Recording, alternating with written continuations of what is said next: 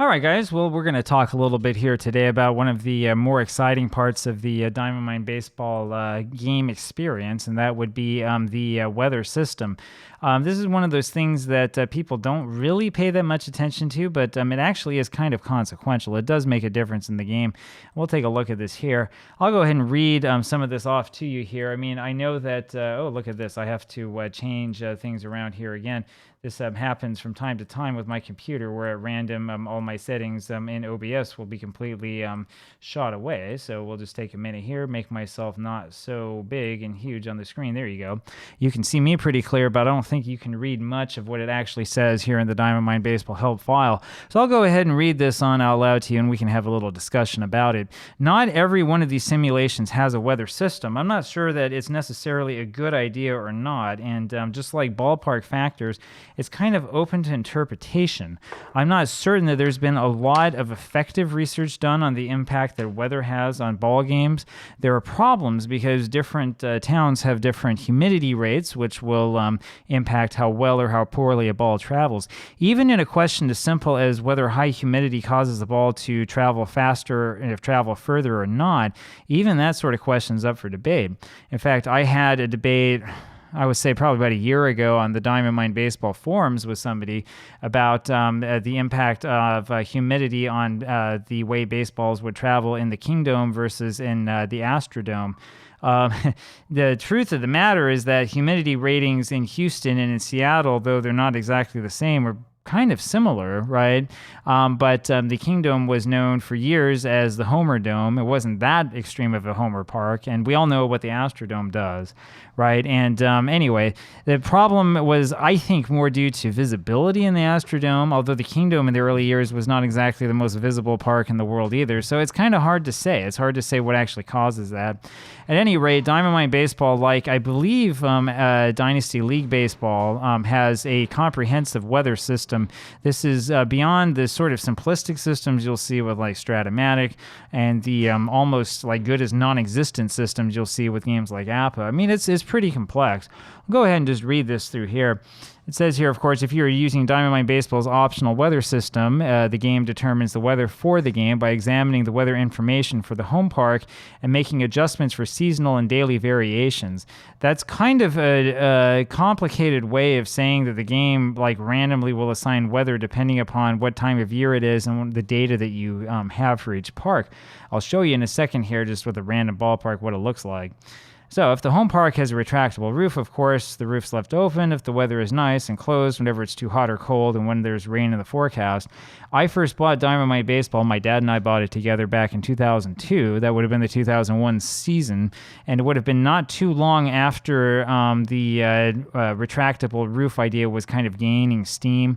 I do think that Diamond Mine had this back in the 90s with the Sky Dome and all of that, but it really wasn't until like the Diamondbacks came around and the Safeco Field became a retractable roof, and eventually you had whatever they call it down in Houston today. I would say Minute Maid Park. I don't think it's called that anymore.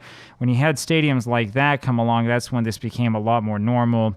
The new one, Miller Park in Milwaukee, and stadiums like that. Anyway, but yeah, the game automatically will open or close the roof when you're playing with seasons from then. I'm not a huge fan of that idea. I like having extreme weather in my games. It's more fun. You can choose to have Diamond Mine Baseball display a weather report at the beginning of the game, and you can access a weather report at any time during the game. This report always includes the temperature, wind direction, wind speed, and the condition of the sky, clear, cloudy, raining.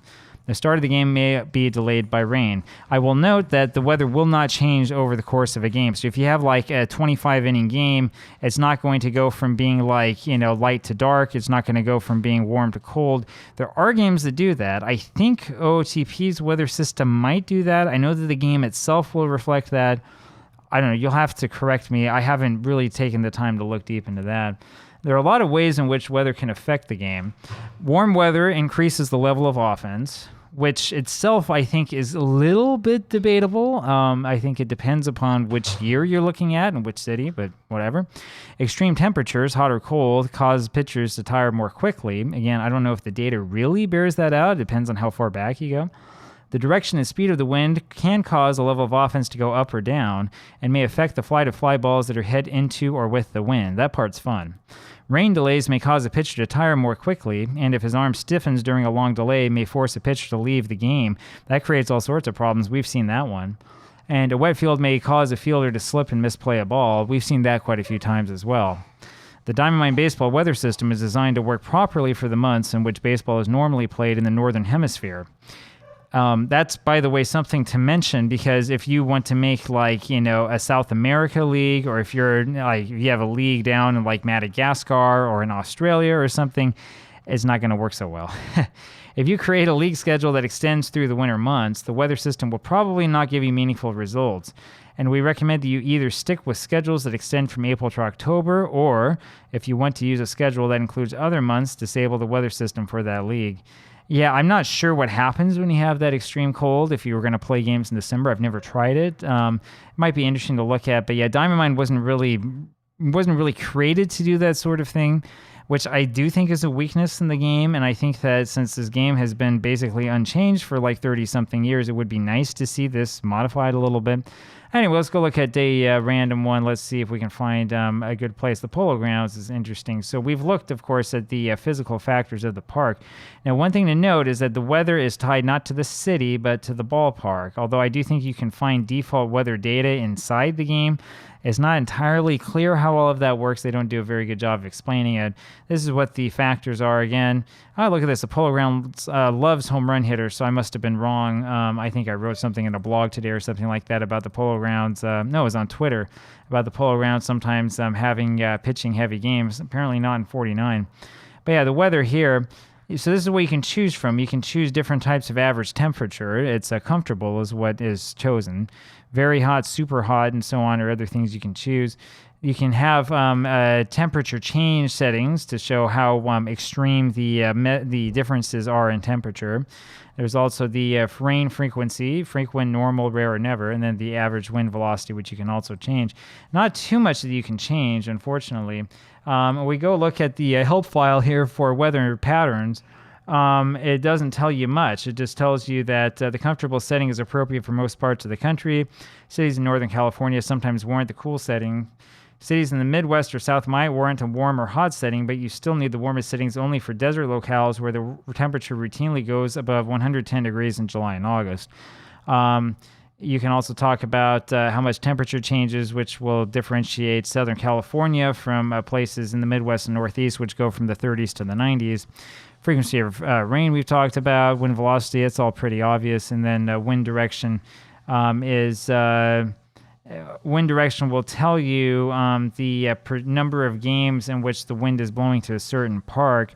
I'm not sure that Diamond Mine has ever had these kind of statistics, but that kind of tells you what happens. I just want to look quickly. I'm wondering, is there anything about different cities? Trying to look through and see, and the city just means you can put in the name of the city in which the park is located. Unfortunately, it doesn't really mean much. So that's, again, one of the problems here with ballparks.